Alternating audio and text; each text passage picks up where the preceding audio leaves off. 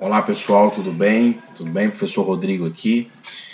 Nessa aula de hoje, né, física, as leis de Newton.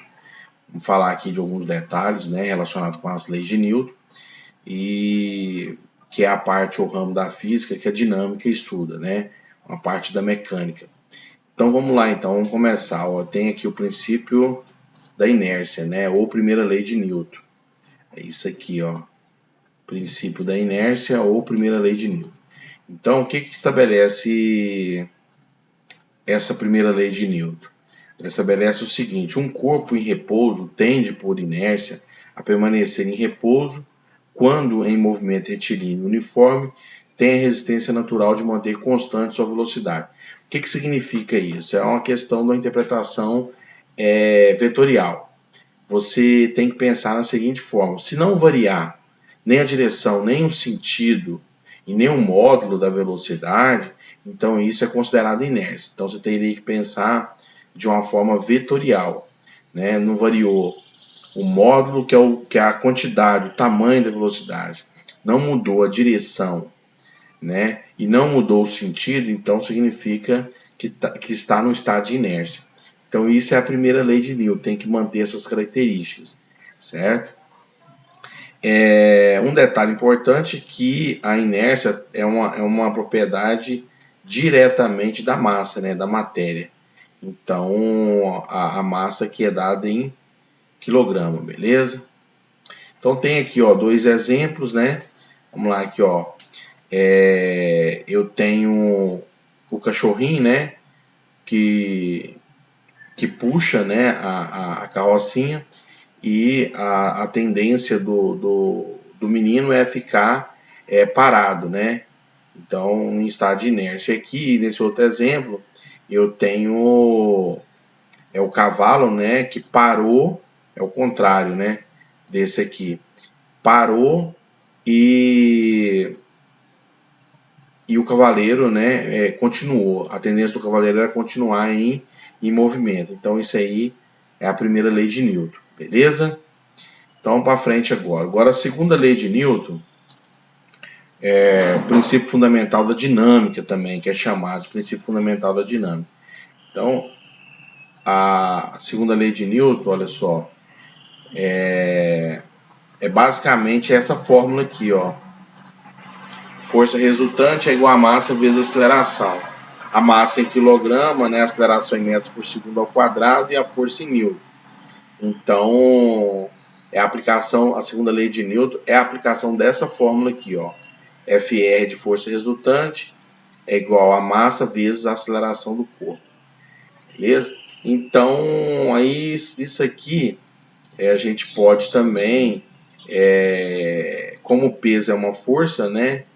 Então a gente pode trocar essa força resultante por P de peso, né? A massa não muda, né? E a aceleração da linear vira a aceleração da gravidade, né? Isso. Então isso aqui é a fórmula do peso também. Beleza? Mais a segunda lei de Newton é isso aqui, Força resultante igual a massa vezes a aceleração. Então vamos para frente. Agora, a terceira lei de Newton, né? Essa aqui, a terceira lei de Newton, olha só.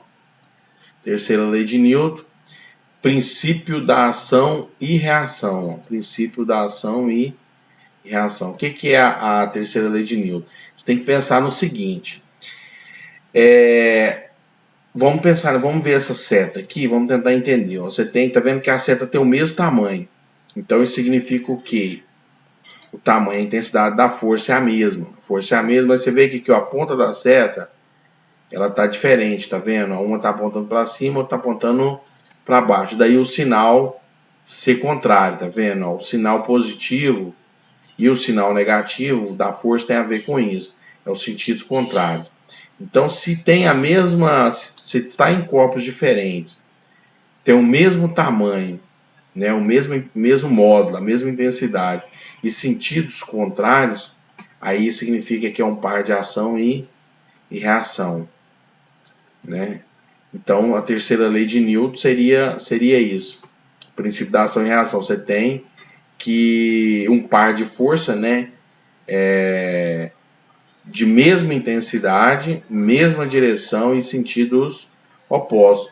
Um exemplo disso aí, ó, está relacionado com a propulsão aqui desse foguete, tá certo? Tem uma força apontando para cima, para empurrar o foguete para cima, e uma força apontando para baixo, né, que é a reação da força que está apontando para cima. Então é isso aí. Aí aqui eu tenho a questão da lei de Hooke também, né, como complemento. A lei de Hooke está aqui, né, que é uma força elástica. Força é igual a K vezes X. O que significa isso?